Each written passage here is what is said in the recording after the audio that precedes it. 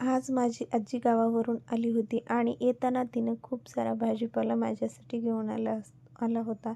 तुम्ही जे बघताय तो भाजीपाला ते येताना माझ्या घेऊन आली होती आणि तोच आम्ही दोघी नीट करत बसलो होतो. गप्पा मारत एकतर आमच्या गप्पा पण झाल्या आणि सगळा भाजीपाला नीट करून झाला. ती मला निवडून देत होती आणि मी तो व्यवस्थित बॉक्सेसमध्ये अरेंज करत होते. गावाकडून जर आपली कोणी येत असतील तर ती रिकामी कधीच येत नाही. ते येताना खूप सारे भाजीपाला म्हणा, फळं, खाऊ आपल्यासाठी घेऊन येतच असतात आणि माझी तरी माणसं खूप सारं काही घेऊन येत असतात. येताना ते आल्यानंतर मला एक दिवस त्याच्यातच जातो की ते आणलेलं व्यवस्थित सामान ऑर्गनाईज करून ठेवण्यामध्ये. तसंच हा फ्रेश भाजीपाला मी नीट करून ठेवत होते, फ्रीज साफ करून घेत होते, कारण आजी मला तिकडून निवडून देत होती ती सगळा भाजीपाला मला.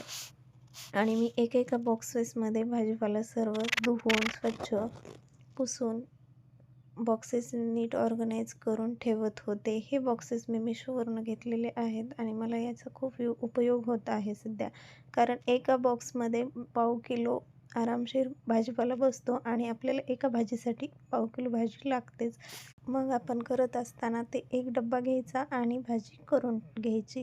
त्याच्यामुळं सकाळच्या गडबडीत, घाई गडबडीत आपल्याला सोपं होऊन जातं. एक डब्बा पटकन ऑर्गनाईज केलेला जर असेल, स्वच्छ धुवून ठेवलेली जर भाजी असेल तर करण्यासाठी पटकन होऊन जाते. अशा प्रकारे मी माझं फ्रीज ऑर्गनाईज करून ठेवत असते 8 दिवसासाठीचं, जेणेकरून आपल्याला लवकर सकाळी घाई नाही. थँक्यू. तुम्हाला कसं वाटलं माझं